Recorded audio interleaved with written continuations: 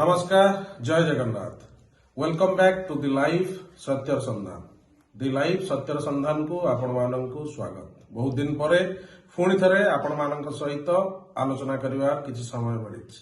आज एक नूतन विषय वस्तु को नहीं आलोचना करिवा। आजिर विषय वस्तु अछि मासिक ऋतुस्राव समय रे ईश्वर को पूजा करिवा ठीक ना भूल। आउ थरे कहि रखुछि मासिक ऋतुस्राव समय रे नारी माने ईश्वर को पूजा करवा ठीक ना भूल। यही विषय को नहीं आज आलोचना करवा। अनेक लोकंक मन रे एभली प्रश्न रही। अनेक लोक ए कथा को नहीं विश्वास करुछंती। मु याकू अंधविश्वास बोली कहबी नाही, मु याकू रुग्ण विश्वास बोली कहबी। विश्वास, अविश्वास एवं रुग्ण विश्वास। अंधर भी विश्वास अच्छी। विश्वास केबे अंध होई पारे नाही, भल पाइबा केबे अंध होई पारे, ताहा रुग्ण होई पारे बा सुस्थ होई पारे। तेणु विश्वास, अविश्वास आउ रुग्ण विश्वास ए गली भितरे गोटे कथा सामना को आसी। अनेक लोक माने प्रश्न पचारिछंती जे मासिक धर्म समय रे नारी माने ईश्वर को पूजा करवा केते दूर युक्तिसंगत। विचार तो आपण माने करिवे, किंतु आमे अध्ययन करिथिबा बा आमे गवेषणा करिथिबा किछि कथा को नहीं आपणक आगरे एक युक्तिसंगत उपस्थापन करिवा पय जाउछु।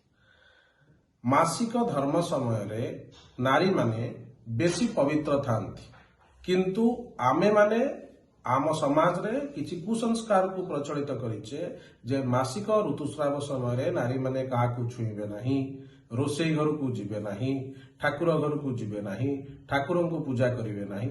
ठीक अछि, ए कथा बहुत दिन तलरू चली आसीची आउ आज भी चलुची। जेतेबेले ए कथा चालुथला सेतेबेले विज्ञान एते उन्नत अवस्था को जाई नथिला।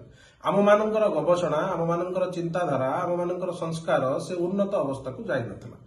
आज परिवर्तन समय आसीची, अनेक गुड़िए कथार परिवर्तन घटी। आज आमे माने स्वास्थ्य प्रति जत्नशील अच्छे, विज्ञान आसीची, सानिटारी नापकिन आसीची। आज नारी माने परिष्कार परिच्छन्नतार कथा जानुचंती। सरकार विभिन्न भाव रे विभिन्न कैंपेन चलाउचंती।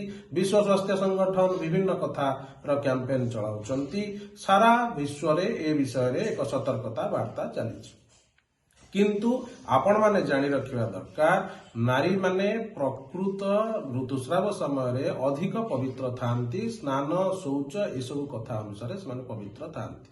जदि गोटे नारीर मासिक ऋतुस्रावटी हब नाही ताहाले से संतान संतति जन्म करिवार कष्टता ता भितर रहिछि। से संतान संतति जन्म होय तो न करि पारे। मासिक ऋतुस्राव समय रे जदि नारीटीर मासिक ऋतुस्राव हब नाही ताहले तार संतानटीए बा संततिटीए हवा कष्टसाध्य अटे।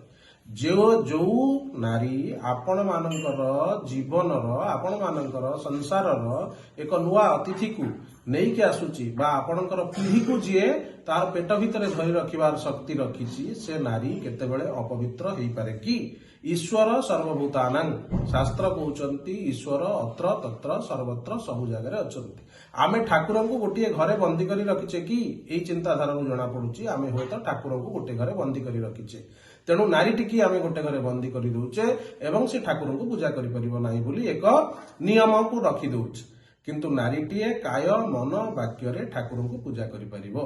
जदि अत्र तत्र सर्वत्र वायुठु पवनठु आरंभ करी घरर कोण अनुकोण रे ईश्वर विद्यमान अछंती, ताले ठाकुर घर को नारीटी न जीवार कारण कोन? ए प्रश्न निश्चित आपण निजको पचारंतु। ए नियम को आमे करिचे, ए कुसंस्कार को आमे करिचे। नारीटीए जेतेबेले मासिक धर्म भितरे था सेतेबेले तार मूड स्विंग हबो, मनर परिवर्तन हबो, शरीरर ताप टिके बढ़ी जीवो, पेट काटिबो, अंटा जंत्रणा हबो, विभिन्न प्रकार शारीरिक समस्या भितर रही था। सेथिपाई नारीटी को आम शास्त्र कहिछि जे सेही समय रे 5 दिन पर्यंत ताकू रेस्ट दिया जिवो। से कोनोसी काम करिवो नाही, बाहर को जीव नाही। किंतु आजिर नारी सबु समय पई सबु क्षेत्र रे आगुआ अछि। सानिटारी नापकिन्स आसीछि, विभिन्न प्रकारर प्रिकॉशन्स वर्तमान आसीछि। नारी माने स्वयं सिद्धा, नारी वर्तमान प्रयत्नशील अछि, स्वास्थ्य प्रति प्रयत्नशील अछि। तेणु वर्तमान समय रे से ईश्वर पूजा करि परिबो, ठाकुर पूजा करि परिबो। तेणु आर शास्त्र हमर उदाहरण दउछि रज।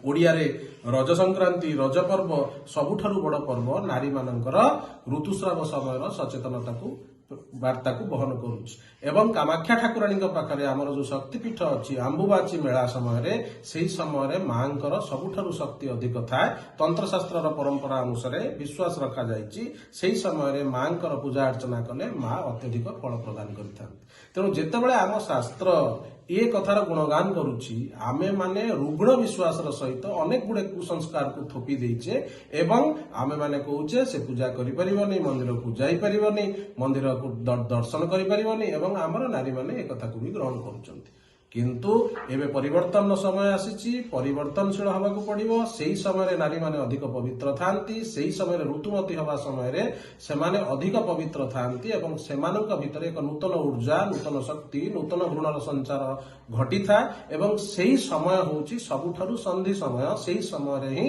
प्रकृत शक्तिर पूजा हवा दरकार एवं सेमाने सेही समय ही मंदिर को जिबा दरकार ए कथा मोर निजस्व कथा ए कथा को मु गवेषणा करिकी जेतिकी बुझिची तेणु या केते दूर युक्ति संगत या केते दूर आपण माने ग्रहण करूचंती या को केते दूर आपण माने भाबुचंती ए विचार आपणकर विचार निश्चय करिवे थरे निश्चित भाविबे भिडियोटी को देखिला परे निजर मतामत निश्चित देबे एवं थरे भाविबे जे प्रकृत नारी ऋतुमती समय पवित्रा ना अपवित्रा ए कथार ए प्रश्नर उत्तर आपण मानक पाखरे ए प्रश्न भी आपण मानकर ए उत्तर भी आपण मानकर मन चिंता करिवे एवं विचार करिवार समय आसीची विचार निश्चय करिवे रहुची जय जगन्नाथ।